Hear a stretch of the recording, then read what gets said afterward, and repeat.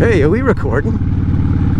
And a fine cup of pumpkin spice to you, said no one ever.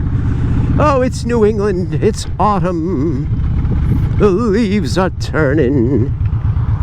My brains are burning. Is this thing actually doing anything? Yeah, I believe I am recording. I would love to pass all these guys on the right. But, you know, that guy's got the doofy mirrors that stick way out because he wants us to know how big he is. And so I don't think I can get my helmet under that unnecessary mirror. You guys like those? You know, when the guy's like driving the pickup truck? No, a lot of those you can pull them in and pull them out. But a lot of guys like to just leave them out. Like, hey, I've got ridiculously wide mirrors for no reason. That makes me somehow better than you. Look upon me in awe. You guys like those mirrors? Not after my description, huh? Hey, check out the hospital. You guys need any care? Come on in. They're gonna waive the deductible until they have a roof. All right, what's up, buddy? Hi. Was my custom dynamics halo headlight not bright enough for you?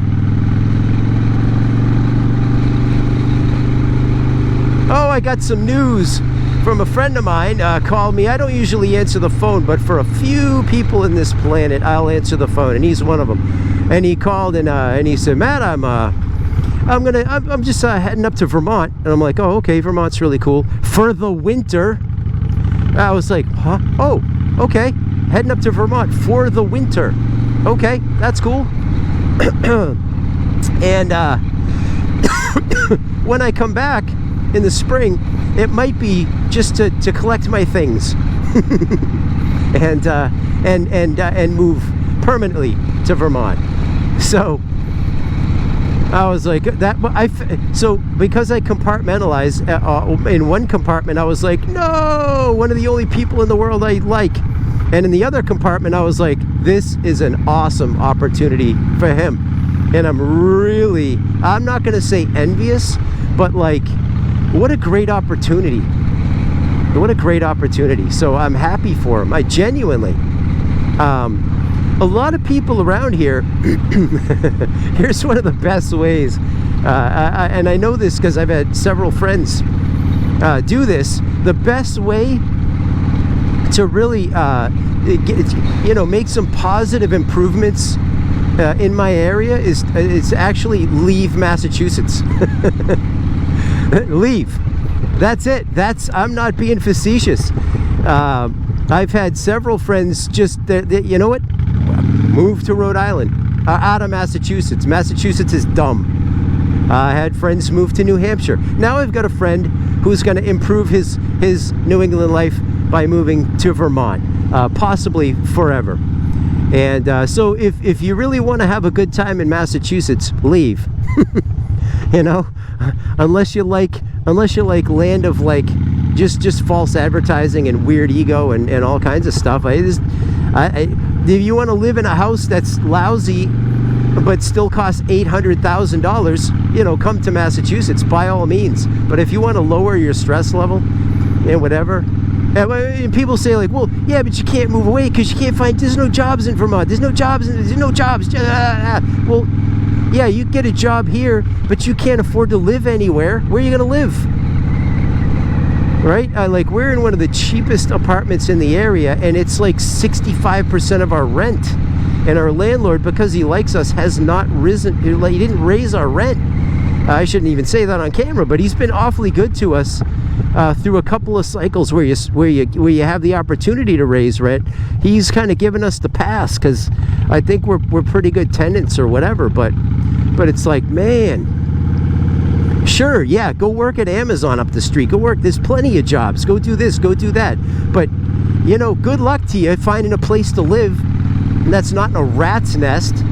You know what I mean? But people keep coming and coming and coming, and more and more and more.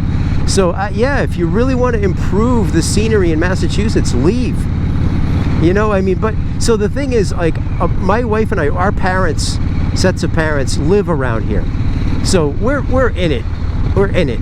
And the town that we live in, the people that we know here are really, even though, I mean, if something was to happen to our apartment and we had to find another place to live, we could not live in this town.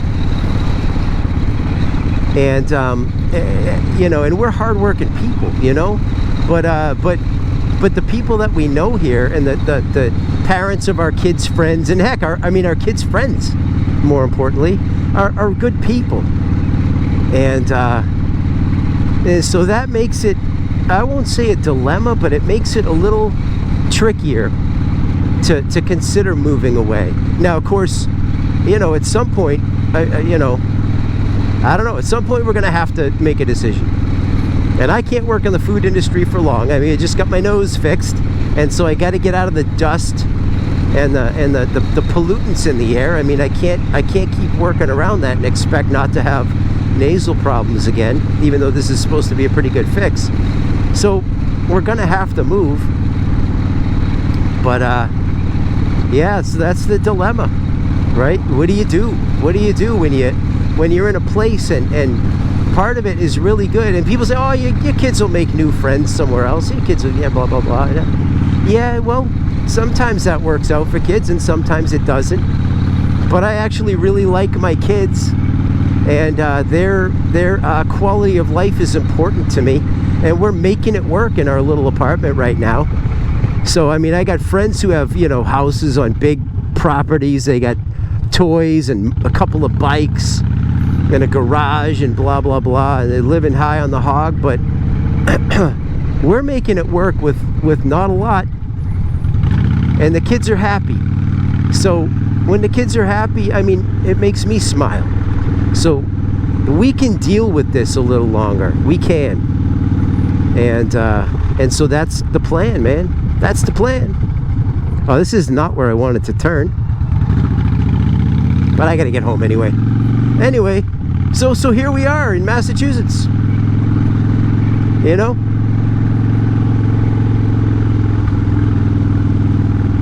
I don't even know what day of the week it is. What day is it? I don't even know.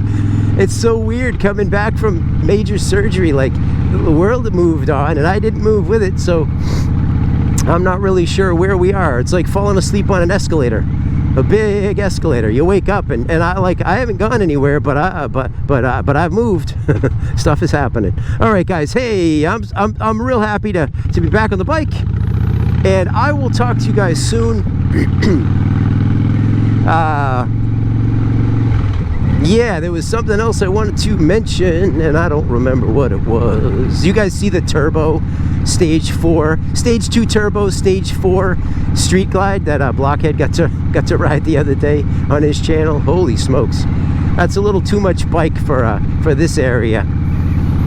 But wow, what a machine! Anyway, what's the craziest motorcycle you ever rode? Let me know in the comments below. What the craziest or most dangerous or sketchiest motorcycle you ever rode? Might be the one you're on now, for all I know. And well, stop watching videos if you're on the bike, I guess. You're only supposed to watch YouTube if you're driving your car around here anyway. So you're on the bike, you know, just pay attention. Alright guys, Matt the Greeter, I do care about you. Look at those leaves. I'll talk to you soon, and I will try hitting the button on the first try. Let's see what we can do. Bye.